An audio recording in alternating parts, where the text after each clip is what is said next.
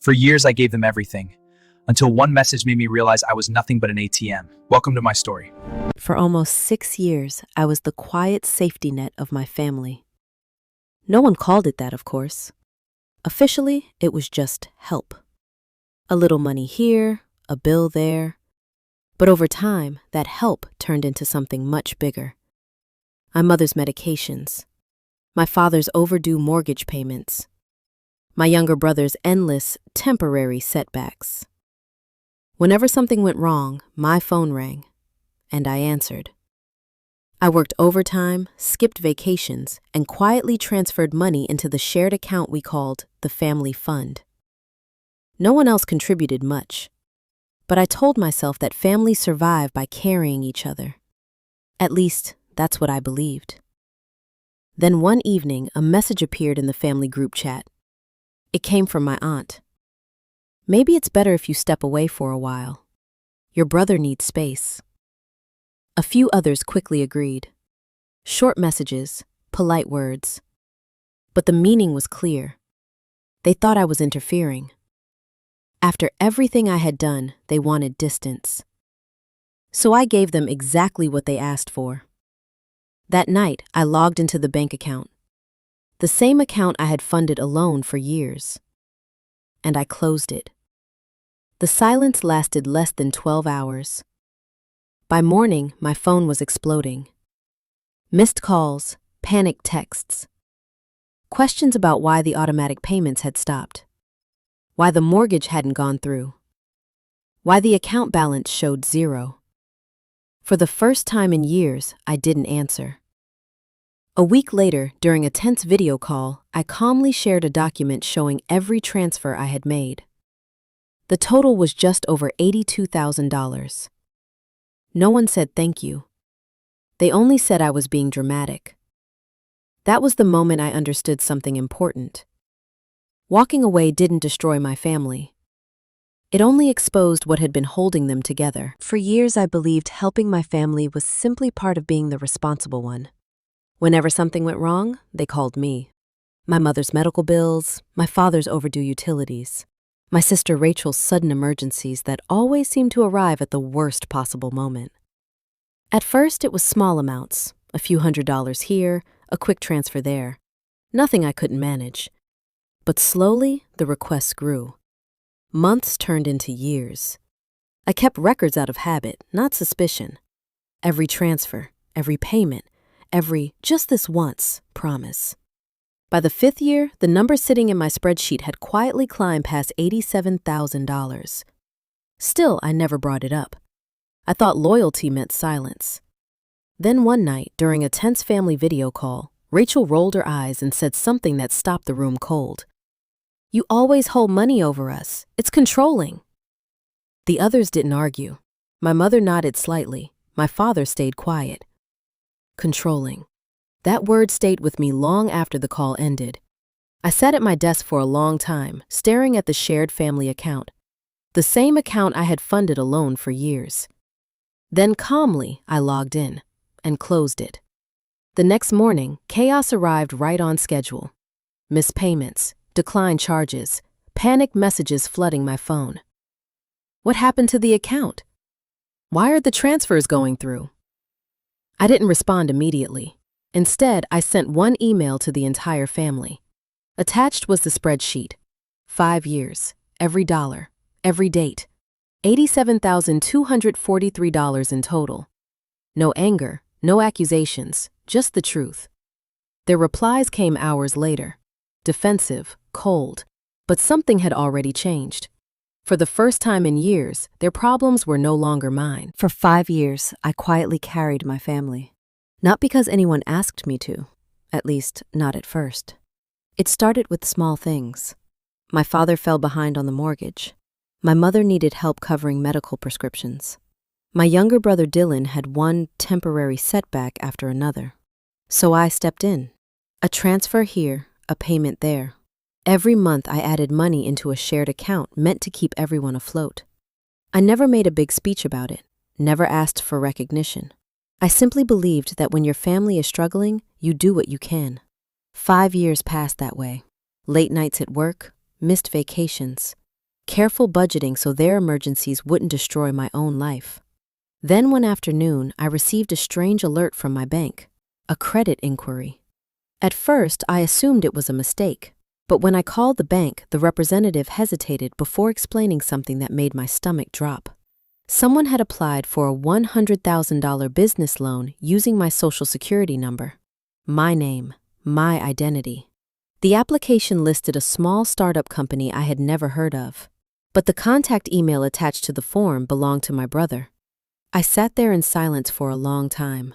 5 years of support, thousands of dollars quietly given without complaint, and somehow that still wasn't enough. That evening, I closed the shared account. Every automatic payment stopped. Every transfer ended. When the call started the next morning, I didn't argue. I didn't yell. I simply told them the truth. If you're willing to borrow money using my name, then you don't need my help anymore. For the first time in years, I chose myself. For years, I was the quiet solution to every crisis in my family. When my father's construction job slowed down, I paid the overdue mortgage. When my mother's prescriptions became too expensive, I covered them without hesitation. And when my sister Megan stumbled from one disaster to the next, I was the one who cleaned up the mess. No one officially asked me to become the family's financial backbone. It just happened. Every month, I transferred money into a shared account we used for emergencies. Over time, that account became something else entirely. Bills were paid from it. Groceries were bought with it. Even Megan's fresh starts came from it. I never complained. Until the message appeared. It was late evening when the family group chat lit up. My aunt had sent a long message about how Megan was under a lot of pressure. Then came the sentence that stayed with me. Maybe it's best if you give Megan some space for a while. A few others responded with agreement, short messages, neutral words, but the meaning was clear. I was the problem. Not the money I'd provided, not the crises I'd solved, me. I stared at the screen for a long time. Then I quietly opened my banking app and logged into the shared account. The same account that had survived entirely on my transfers for almost 5 years. Minutes later, I closed it. No announcement, no warning. By morning, the panic had begun. Payments failing, cards declining, messages flooding my phone asking what had happened. I didn't argue with them. I simply remembered their words. They wanted space. So I gave them exactly that. For 6 years, I was the silent backbone of my family. Every month, I transferred money without complaint. My father's mortgage, my mother's medical bills, my brother Ethan's mounting debts. Little by little, I built a safety net no one else bothered to maintain. I never expected thanks, never needed recognition. I believed that family survived because someone was willing to carry the weight. I carried it gladly, quietly, without question. Then one morning, a routine notification made my heart stop. A credit inquiry. I frowned, assuming it was a bank error. But when I called, the truth hit like a punch. Someone had applied for a $100,000 business loan, using my social security number. I stared at the screen, disbelief mixing with rage. The loan listed a company I had never heard of. The contact email belonged to my brother.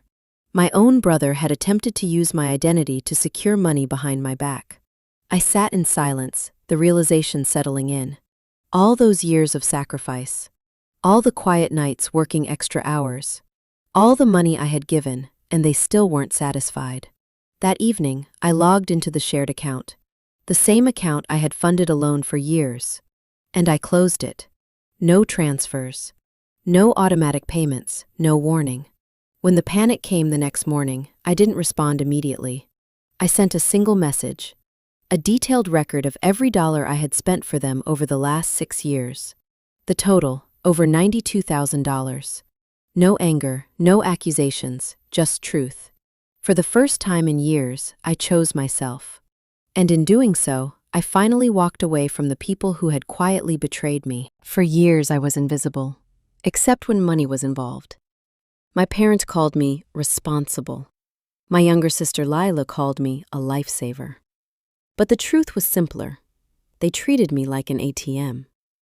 Bills, rent, unexpected fines, car repairs, school tuition for Lila's friends' kids. Every time there was a problem, my phone rang, and I answered. Always. I never complained. I told myself it was love, duty, family. But love doesn't feel like exhaustion. Duty doesn't feel like being taken for granted.